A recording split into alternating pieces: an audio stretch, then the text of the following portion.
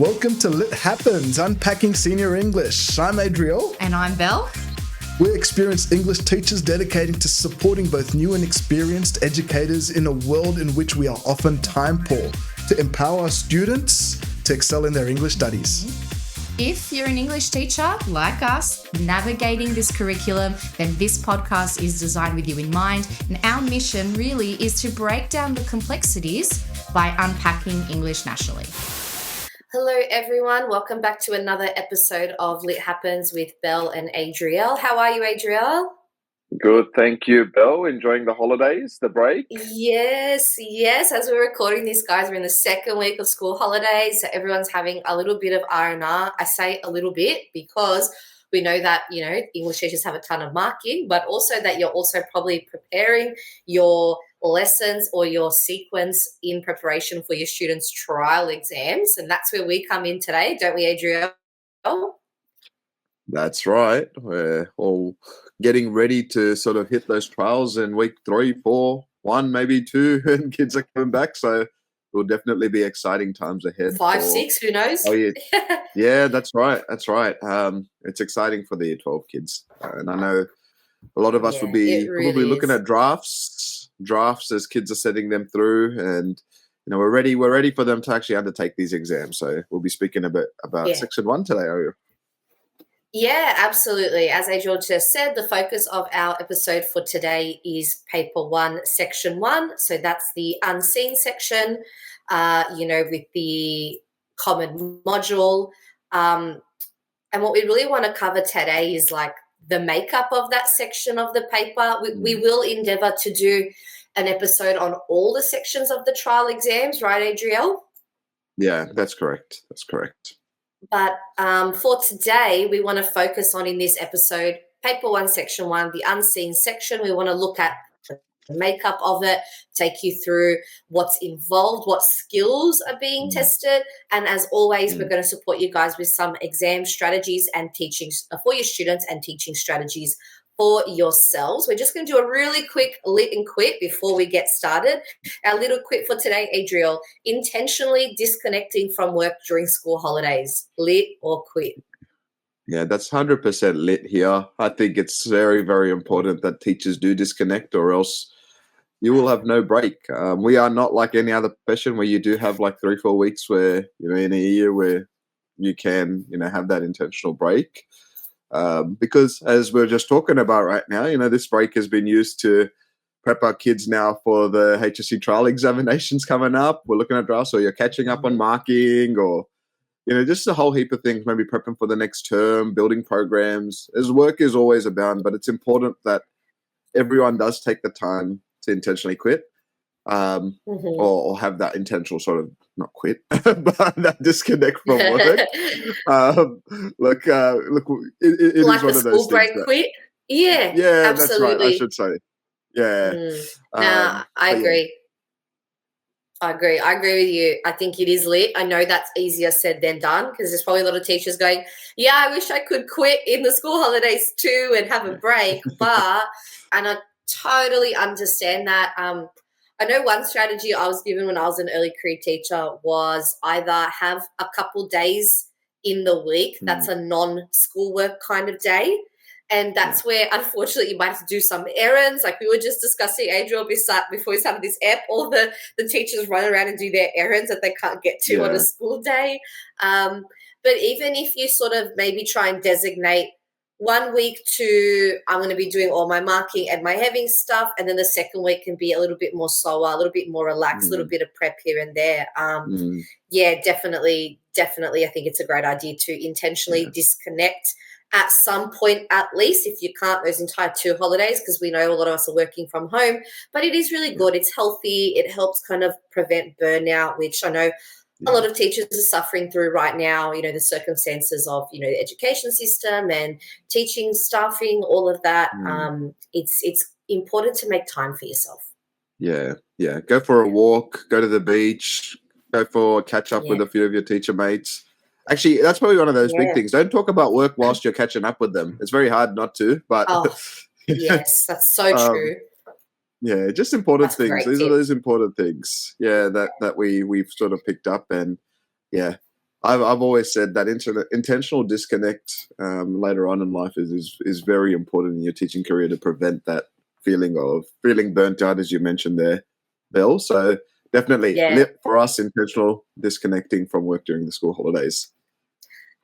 absolutely. All right, well, let's get into our paper one, section one, because I know we're going to have a lot of eager ears here. So this is a perfect episode for early career teachers, teachers who have only recently started teaching the HSC course, and also any English students that might be listening in to get some insight and strategy for what is to come, and prepare them that way. So the first thing that we're going to talk about is what is the makeup of the trial paper. So, Adriel, we want to take our listeners through what it looks like. Is it the same for standard and advanced?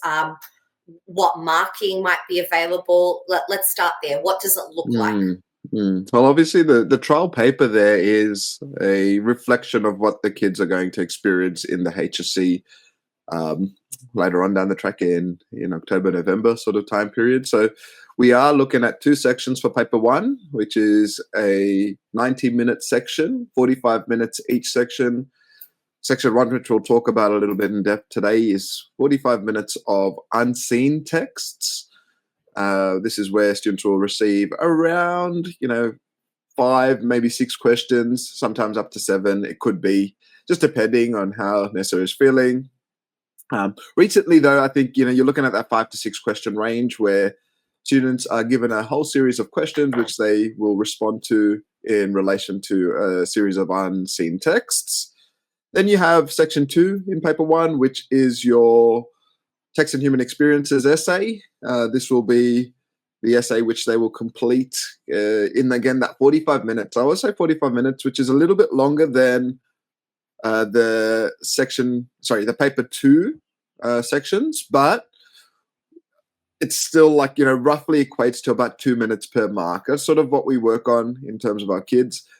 I know we're harping a little bit on about the time management, but it's very, very important that we get our kids to really understand how to manage our times in exams. And that's a nice little base there. So 45 minutes for paper 1, each of those respective sections there, which equates to that 90-minute section.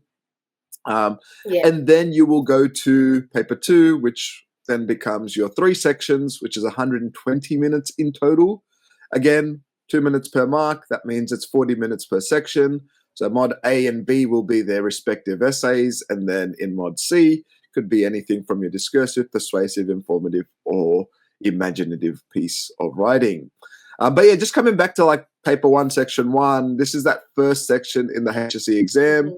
And this will be the same for both standard and advanced students and study students as well. So we'll see a little bit of the makeup of the section in our next question. But again, they're short answer questions, usually between 2, maybe 3. I haven't seen the 2 markers recently. I think they generally start with the 3 to 4 markers, especially with this latter version or iteration of the HSC, and can go up to that 5 to 7 mark range as well, depending on what the question is. And each of the respective sections are 20 marks in total. And this is how we get our times for each of the sections. So again, if you're a student listening as well, please adhere to your times, because you don't want to be spending an extra minute or 2 here or there and then leave yourself with 25 minutes to write an essay because you've spent too long on the short answer sections. But yeah, roughly this unseen text, 45 minutes, and that's sort of the makeup there. And like I said, the important thing, this is the differentiator, this section here.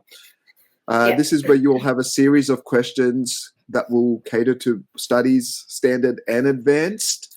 And it's, I would say, a make or break section because it's the easiest to get marks in. Very easy to get marks in as long as we follow a simple formula, which we'll sort of go through in a little bit. Yeah, that's awesome. Thank you, Adriel. I think it's really good for students and teachers alike to know that, like you said, this is meant to mimic what's happening in the real HSC exam. Obviously, different schools might take slightly different approaches but most schools like to play out the entire 2 papers through their trial just to give students that extra practice.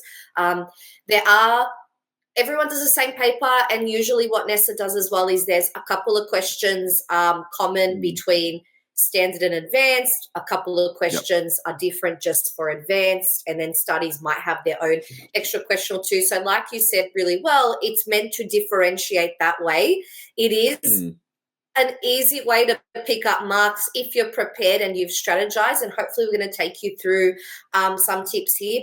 But I think you hit the nail on the head, Adriel. You need to make sure you are writing to the mark range, to the time limit, because there's no point having an amazing 6 marks of a question when it's only worth 3, because you've then eaten into the time of your other questions.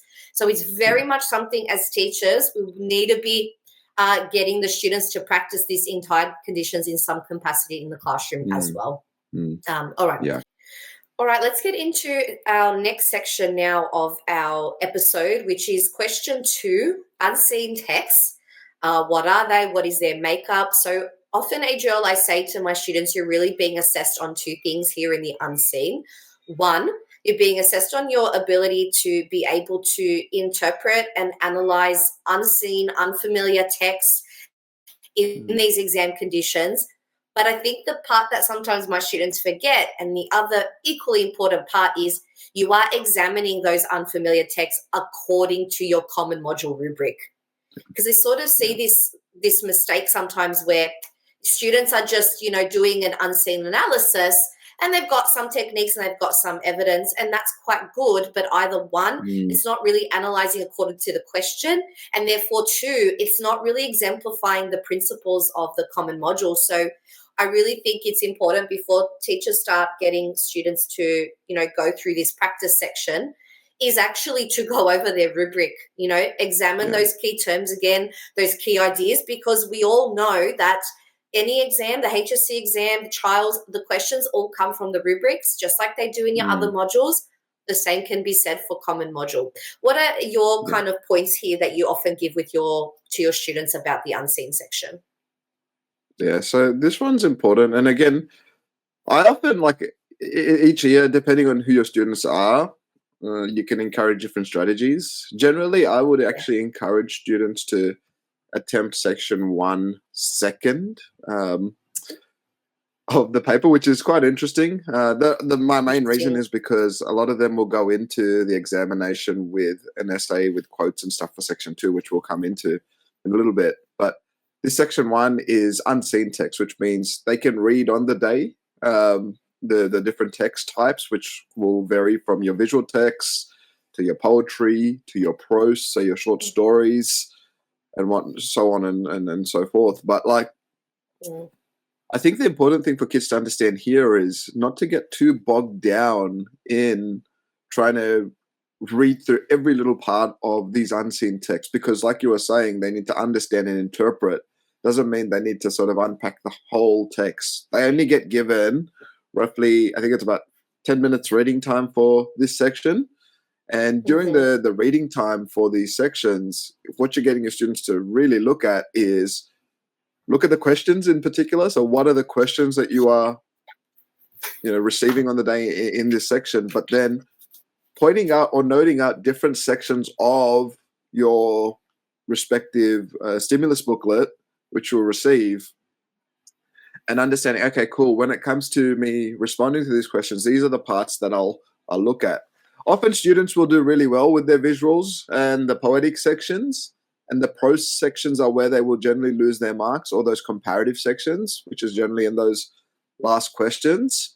But a lot of these questions will relate to some of those things that are prevalent in the human experiences unit. So the whole paper 1, you'll see some skills based on this. So every question will somehow relate to how, your composers will represent different ideas about the human condition. So I would really get students to consider things like the emotion. So get them to look at the wheel of emotions, the Platchik, I think it is, one of those things. It's a nice little tool there.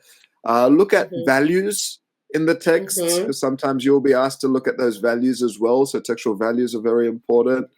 And there's bigger overarching sort of ideas and themes which students can talk about.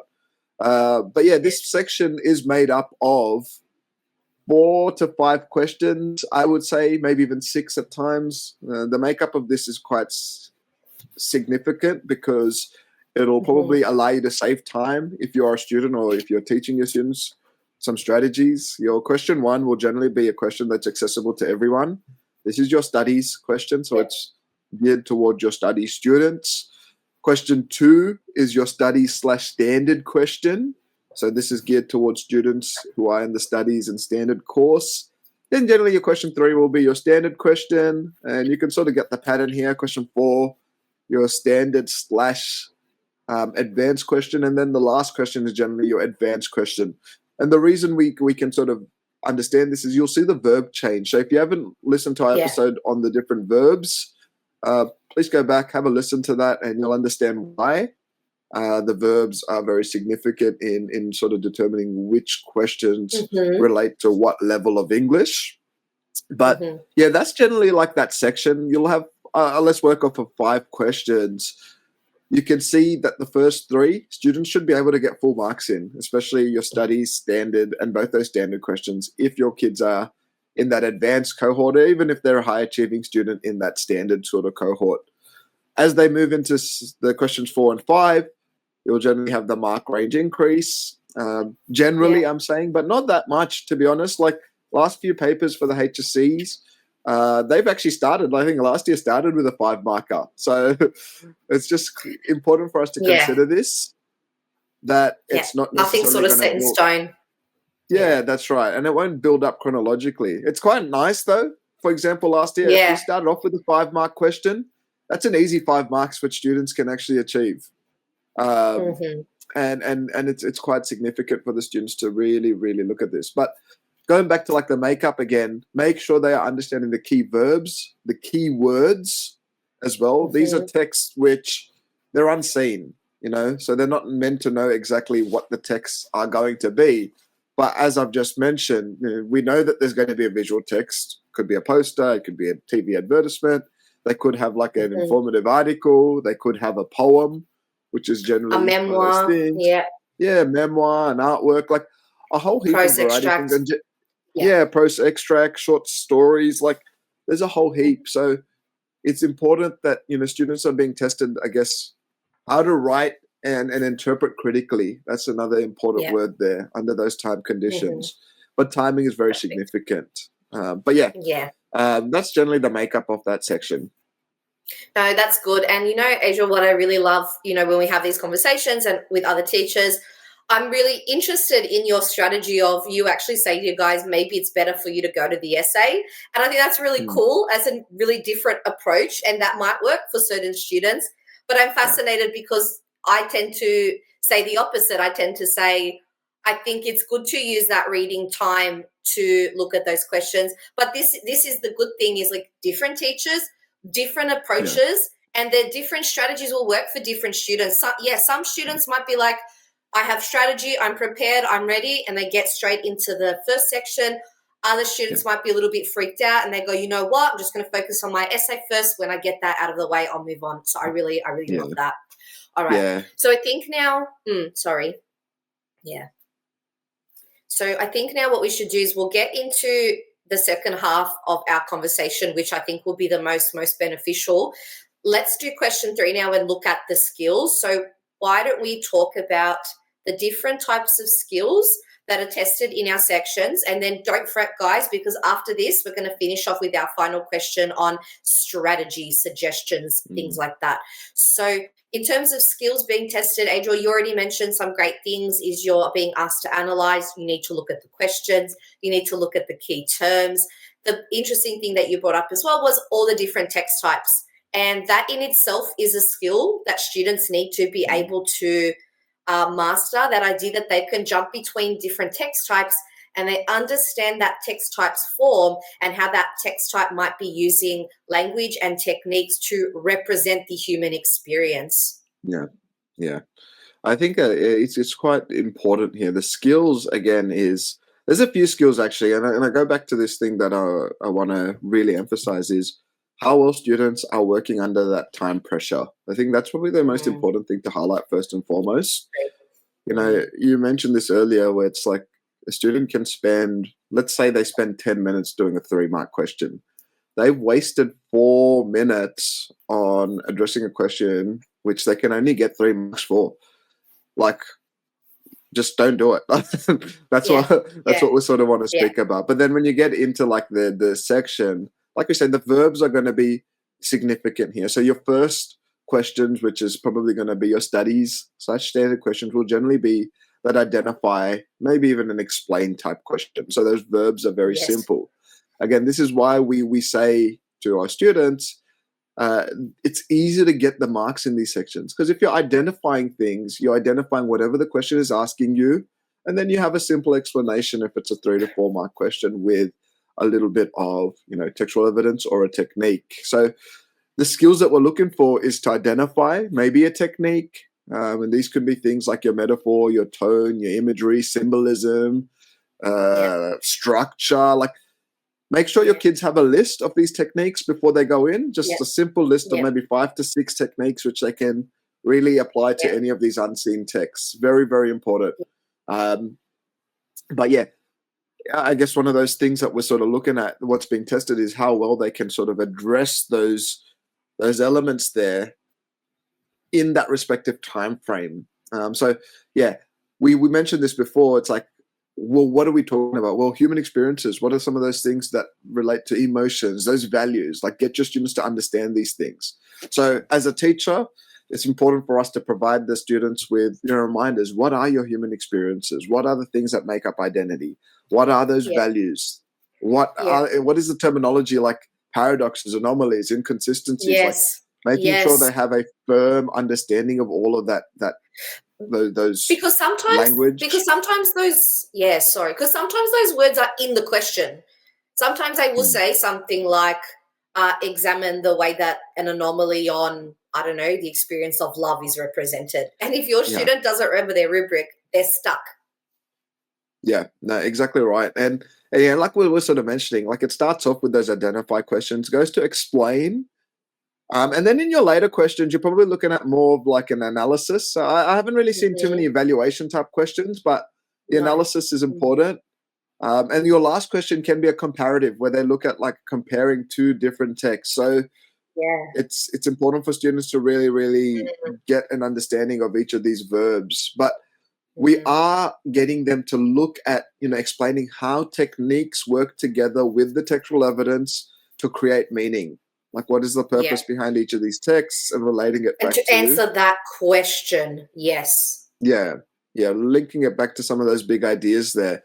And then, it's how well they can write clearly and concisely. So making sure they are linking everything back to the question that is being asked on the day. So we'll go through a few of these approaches as to how they go through it. I mean, we've been very fortunate that we worked with one of our mentor teachers that was a senior marker in this section for, 15 years or so that he was saying. So he's given us a few sort of tips and skills that we can sort of pass on to our respective teachers and students listening in our next question. Definitely. I think that's the go now. So we'll do question 4. So our listeners would like to know, what are some of our exam strategies for this section? Something that you've already mentioned that kind of falls under the strategy already is make sure you're writing within time. So I think it's 2 minutes per mark, because they're usually a 20-mark section. So something is 3 minutes, it's obviously then 6 and move on. I always say to my guys, you can come back and finish it if you happen to find time, but you can't buy back that time. Something else that you also suggested, perfect strategy, and I always say this to my guys too, is have already like a mental list or checklist of the types of techniques that go across a range of text types, and maybe even 1 or 2 that are specific to a text type. Because I know that even if you get stuck, I say to my guys, if you get stuck, if all else fails, find an imagery or descriptive language or simile, because you might be able to get yourself a mark. You never know. And I think, before I hand over to you for a moment, the other great thing that you mentioned was the rubric. Because not only is it important in that's where the questions come from, but if I say to my guys too, sometimes they get a text and they're stumped. Like Yeah. sometimes the text just Yeah. throws you, or a poem and you're like, I don't know what this is trying to say. Yeah. Like, exam conditions.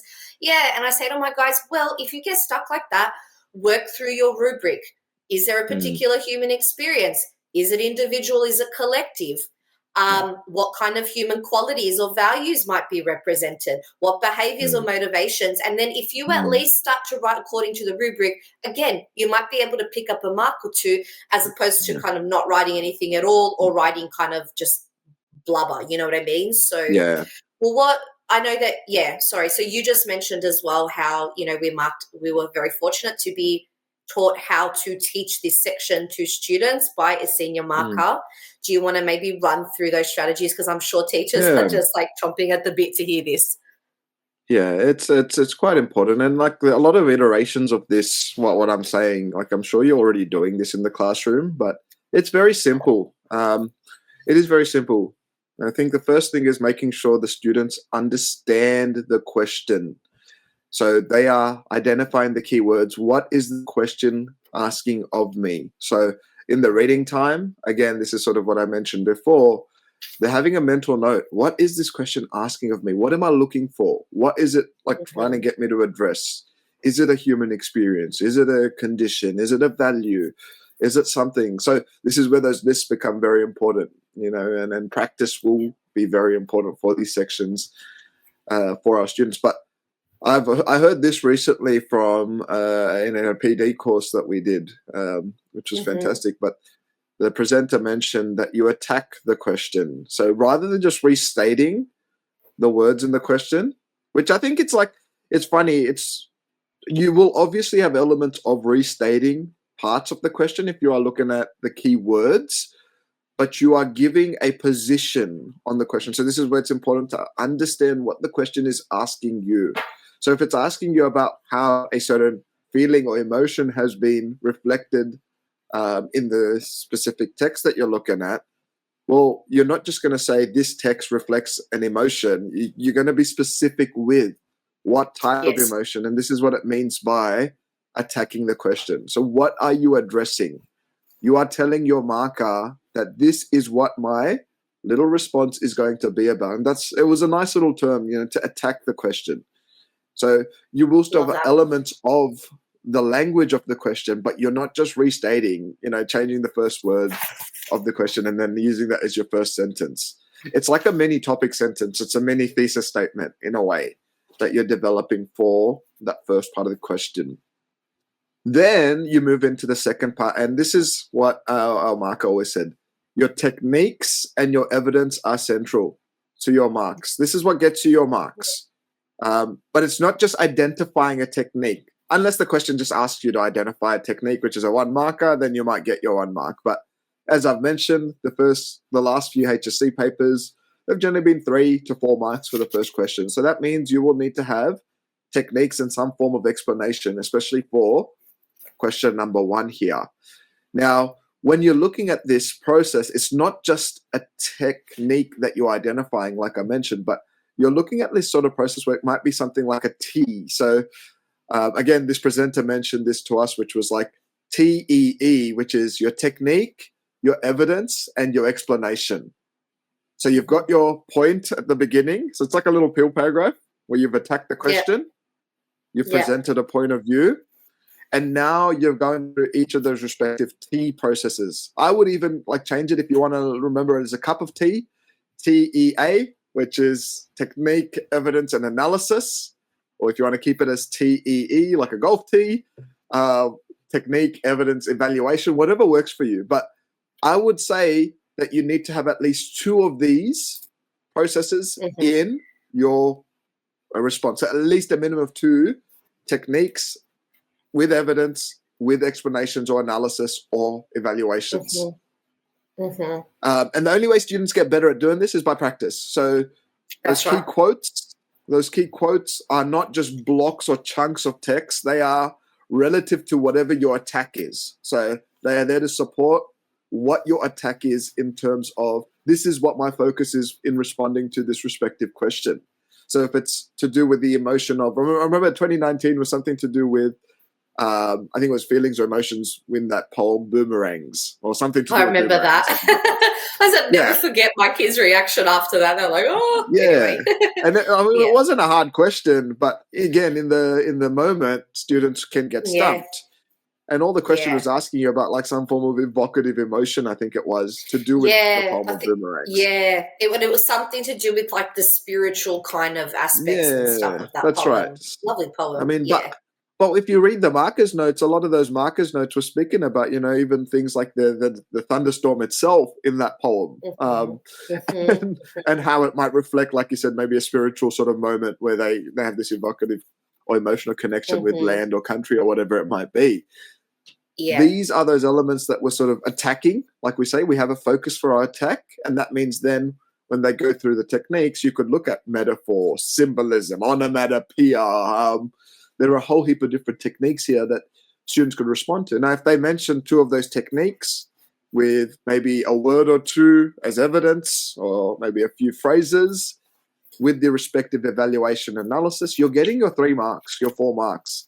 And a student can do that very easily if they've been practicing in that 3 to 4 minute range, which means that they've saved themselves 2 minutes to maybe move on to your longer questions or your essay, if you are doing the essay as your second section. But yeah, when you're looking at like each of these techniques, I just want to really emphasize this for the T process. You identify your technique, but you're looking at how that technique is showing your attack, your purpose. How does it show? How does it link back to your purpose point? Why is it effective? You're linking it back to that question. That's important, you know. So it's like a mini peel/till process. You know, whatever you're using. Right. And I think, like we've mentioned a few of these things, you know, subject-specific sort of terminology and lexicon is important. Making sure students have that base of techniques that they can go into, which vary across texts, very, very important. And again, the last thing is, if it's a 3-mark question, do not spend more than 6 minutes doing it. Don't overwrite. Don't overwrite. If you've got your attack, your 2 or 3 T points, that's probably enough for your 3 marks. And there you go. Like, you've got your marks there. So don't overwrite. It doesn't matter like, oh, I should add this in. No, because then you're going to be wasting time that can be better spent on getting marks where it's needed. Yeah. And like you said, the exposure to more questions and more papers will make that process for the students so much quicker. They'll become much more adept at it. That's why we often say to our students, well, a week or 2 before your exam, it should just be practice paper. Like you're just now working on your ability to apply that skill. So you offered like fabulous advice there on some tips, tricks, strategies. I know that another thing that students can do to strategize is when they're using their reading time. If you do intend to use your reading time and get straight into section 1, I should say, paper 1, you want to be reading your questions first. And kind of first step is like, look at your questions, maybe read through all of them first just to get a sense of, you know, what's the flow like? Is there a bit of a blooms? Is there an increase? Is there a big weight discrepancy? Maybe you have a look and you roughly calculate how much time each question will take. And then in that reading time, start with your question, look at your question, identify its key terms, identify its link to the rubric, so that when you then look and you read your first text for that question, the text that matches whatever question you're doing, you're spending that reading time not just reading the text for the sake of reading it, but you're reading it really critically or analytically from the get-go. You're reading it with the intention or lens of that question, and you're hoping that while you're reading it, you're identifying some of the strongest techniques and lines that you can find, so that when that time starts, you know straight away that's going to be your evidence. I think it's very important students realize there is a strategy as well to that reading time. It's not just I'm going to have a read and then I'm going to sit and chill for a bit. Sometimes when I see students in those exams just like sitting in reading time, I'm like, stop it. Like you also need to use that reading time to spend a couple of minutes thinking about your essay. But we'll look at that more, you know, in another episode. But I think then once you get into answering your question, like fabulous strategy you had there with the T, that very first sentence crucial. Answer the question specifically. And then your second sentence straight in with evidence. If you happen to have a question too that's got the two texts, like the one that might look, we used to back in the day, a few prescriptions ago, call it a mini essay. But if you have a question that says, use text 1 and text 2 or whatever to answer, then you might, strategize. You might think about, sometimes you can actually pull across parts of what you use in the previous question and just add to it and develop that a bit more. So I think students who do this, they're prepared, they've thought of the strategy, they practiced. Yeah, they know that they can do that. If you haven't done a lot of practice, it is going to hit you. Obviously, the trial is the practice.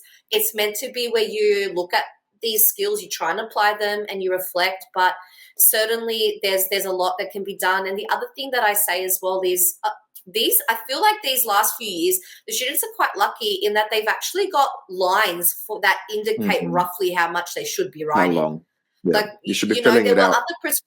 Yes, there were other prescriptions where you just got a booklet and you had to assess how much, but really, fill it out because that's a nice little visual cue. Obviously, different sizes of handwritings, but also look at your marks. If it's only a 2-marker, you'll probably suffice with one example, technique, and explanation. Yeah. Once you get into a 3-marker, probably need at least 2. And the more marks you have, they also, give you a bit of insight into how much evidence. But I think we've given quite a few different strategies that we've been taught, that we've taught our students, that we know students have said that did really work. So I think, Adriel, we've given a lot of food for thought here for section 1, paper 1. We also have final tip. Yes, go for it. Sure. So some final tips, I guess, for this section, I will say is this, and you sort of mentioned this. Again, the reason I sort of go through and tell my kids to do section 2 first as just a strategy is because they're remembering all these quotes. So, for example, like my students recently have been to a merchant, and they have prepped, really, really prepped in terms of having their essays ready. So if they want to adapt it whilst it's still fresh in their mind, good to smash that section out. They might save time. You know what I mean? Sure. That's my reason for looking at it. But in saying that, though, they could write their plan down and then come back to section 1. There's so many different approaches for this. But absolutely. A few final tips for this section. I would say for teachers, I did this recently. I went through and looked at each of the exam packs for 2019 through to 2024 and put all the section 1s together into one big document and just gave it to the students. So here we go. Practice. Practice. The more you sort of see this process. But also with that, the NESA website give you the markers comments and sample responses as well. So attach those to those documents for students to see. So useful. But then and then you can also just go back and give them a whole series of just unseen text questions. The more they practice, the better they'll get. Because a lot of the time students are too hung up on, but I don't know if I'll have enough time to write about 3 or 4 techniques or whatever. Like when the exam starts, they shouldn't be thinking too much. Like they've done all their thought process. It's writing. Yeah. I'm not saying don't think at all. But it should be that embedded in their minds there that they know what they're doing because they've practiced it enough previously to just smash through each of those respective sections then. So that's a big thing, like making sure they're going through those past papers and just smashing. Past papers has been massive. It's been there since we were in high school. Yes. That was the way we used to practice, past papers. Yes. And then there's this undeniable sort of strength in it because it's worked for so long. And you'll see most successful students, when you speak with them in the years afterwards as alumni or whatever it might be, it was just the fact that they just practiced past papers, past questions, got themselves familiarized with the marking structures, what's required for each type of question. So then, when the time comes to shine on the stage of the HSC or the trials, 45 minutes, they are smashing it out and they are getting those easy marks here for section 1. So practice that process is very, very important for section 1. Yeah. Yeah, I think my final tip would just be know your rubric. It makes a difference in how accessible the question is to you, but also the confidence level of a student. So Mm, then there's no wondering what do I write about. Like the rubric tells you roughly what they yeah. want you to comment on when you look at those texts. And then Yep. the specifics of the question gives you that further guidance. So I Mm, find my students who know that rubric and those key terms and have some ideas and examples for all of those, building mm, off of or referring to, I should say, back to what they studied, in that yeah. term and all the different related texts and all the other things they looked at, it makes them so much more confident to tackle those Yeah. questions. So Yeah. know Yeah. your rubric in and out. Yeah. Very much so. Very much so. And like we sort of mentioned in the previous sort of step, give them like a little list of techniques that they can take in with them and different values and experiences that they might come across, emotions.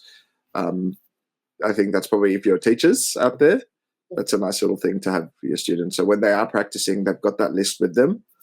And then, yeah, the more they practice, the better they'll get, the more they'll be ingrained in them as they do move across. But yeah, I think practice, knowing their rubric, knowing their techniques, it should be an easy 18 to 20 marks you can get for this section.